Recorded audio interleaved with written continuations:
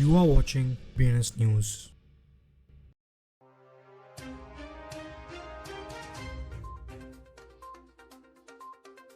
आज की headlines. Russia Trade Ministry develops the tool that lets crypto miners evade sanctions. Hong Kong's first licensed crypto exchange Hashkey Cosmos को list करेगा.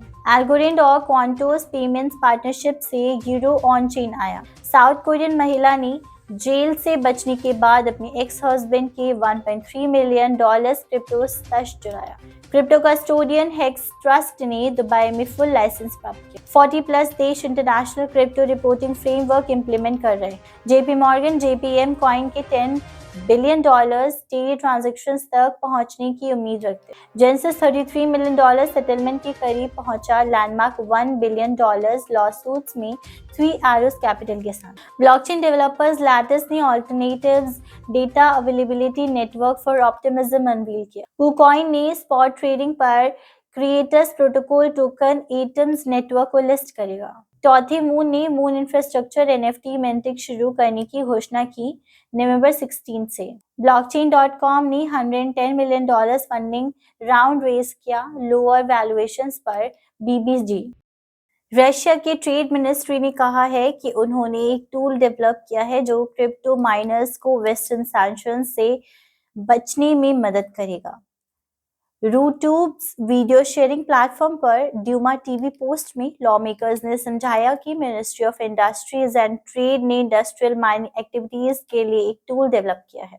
Hong Kong की leading crypto exchange हैशकी ने announce किया है कि वो कॉस्मोस को लिस्ट करेंगे. एक्सचेंज ने पहले ही लिडो डाओ को कल लिस्ट करने का अनाउंसमेंट किया था. इस लेटेस्ट लिस्टिंग के साथ क्रिप्टो एक्सचेंज पर लिस्टेड ऑलकॉइन्स की संख्या 7 हो गई. क्वांटस पेमेंट्स और डिजिटल करेंसीज और फाइनेंशियल टेक्नोलॉजी में एक ट्रेल ब्लेजर है. ने डच सेंट्रल बैंक से एक इलेक्ट्रॉनिक मनी इंस्टीट्यूशन के रूप में लाइसेंस प्राप्त किया.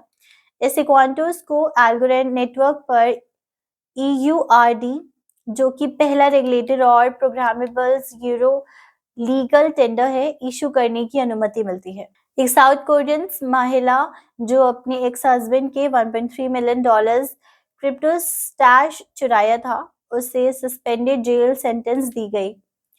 यॉनहैप न्यूज के अनुसार एक 32 वर्षीय महिला ने अपने कॉमन लॉ मैरिज के एंड के बाद अपने एक्स पार्टनर को क्रिप्टो वॉलेट से कॉइन्स चुराए. इंटर डिस्ट्रिक्ट कोर्ट ने 14th क्रिमिनल डिविजन्स ने महिला को information and communications networks utilisations के प्रमोशंस एक्ट का उल्लंघन करने के लिए दोषी पाया.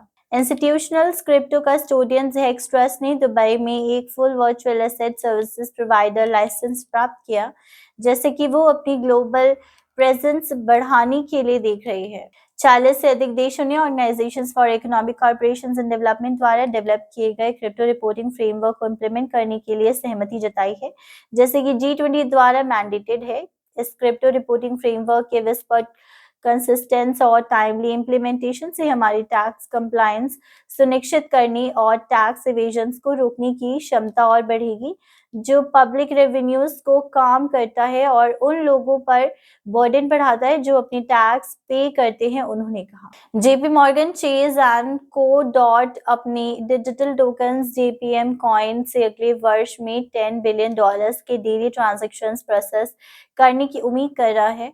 ये प्रोजेक्शंस उमर फारूक बैंक ने global head of financial institutions payments द्वारा ब्लूमबर्ग के साथ सिंगापुर फिनटेक फेस्टिवल में दिए गए इंटरव्यू से आए. जेनेसिस जो कि एक बिलियर्ड्स क्रिप्टो करेंसी लेंडर है अभी एक महत्वपूर्ण सेटलमेंट को सील करने के करीब है. अपनी $1 बिलियन लॉसूट्स में अभी कोलैप्स हो चुके crypto currency hedge funds 3 arrows capital के साथ हाल ही में सरफेस हुई कोड डॉक्यूमेंट्स इस ग्राउंड ब्रेकिंग एग्रीमेंट्स को हाईलाइट करते हैं जिसमें जेनेसिस $33 मिलियन डिसबर्स करने वाला है इस सिग्निफिकेंट चैप्टर के अंत में. लेकिन यह जरूरी है कि यह नेगोशिएटेड अकॉर्ड्स जुडिशरी से ग्रीन लाइट मिलने पर निर्भर करता है.